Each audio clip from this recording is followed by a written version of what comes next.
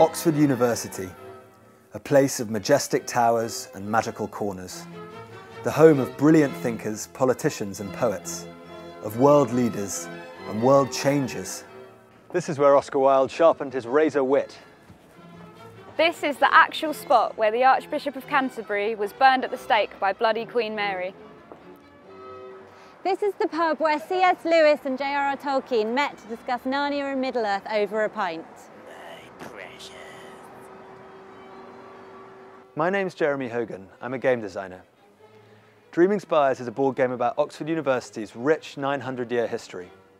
When I started this project 2 years ago, I aimed to bring the legends of Oxford to life for gamers everywhere. The game is now ready, and with your help, it can become a reality. This is the University College Library, and this is a quick tutorial about Dream Inpires. In Dream Inpires, each player builds their own Oxford College. They use these building tiles. They can place the tiles according to simple colour matching rules.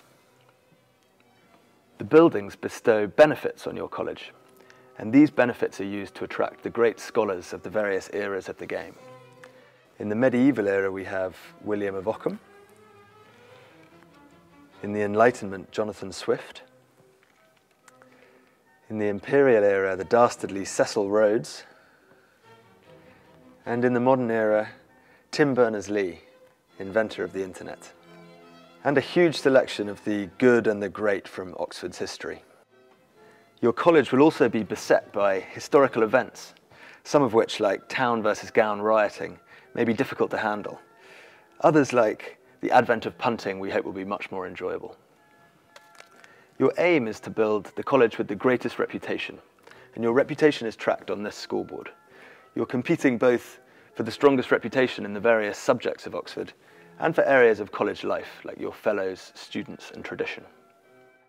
So I'm Jessie, I'm the graphic designer for the game, and it was really exciting when Jez first got in touch with me about potentially being involved, because I grew up in Oxford, so it's quite close to my heart as well as his, and he talked to me about his view for the game, and the idea was really to kind of evoke the richness of Oxford through the graphics, and we've done that, I hope, with kind of colour and texture, and we've tried to draw from the things you see around Oxford in the crests and the stone and the kind of idea of the old books and these panels and, you know, the kind of whole world of Oxford, really. So when I was studying here, I kept coming across these fantastic stories that you hear about. People tell you, oh, did you know they burnt the Archbishop of Canterbury outside Balliol? And the famous people as well.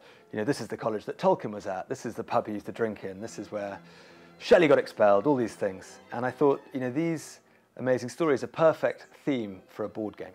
So I did a bit of research. There's never been a board game about the history of Oxford. And I thought, this is a great opportunity. I mean, something for me that I love about the game is I think it's really steeped in storytelling. And I think what's quite interesting about Jez, Amber and myself as a team is I think that we all, in our different ways, are really drawn to that. So we've all, as we've seen different characters come to life, got excited about them as people, about what they did, about how the quotes from them, the ways that they fit into the game work together, and the stories around the events are wonderful. So you get a piece of gameplay that also tells you something about Oxford. Something that I particularly enjoyed on the project was the extreme diversity of the appearance of all the characters that are involved in the board game.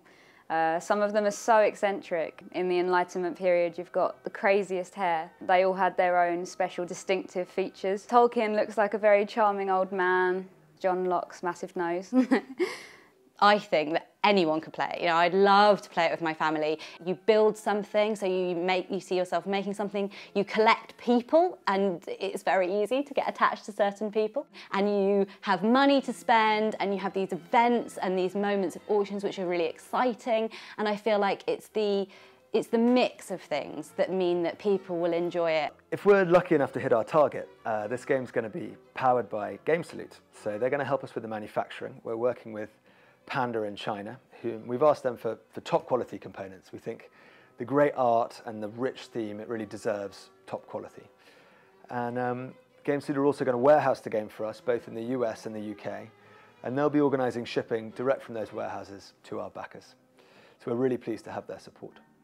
Thank you very much for watching our video. We think you'll love Dreaming Spires. Please support it by clicking the green button. Thank you.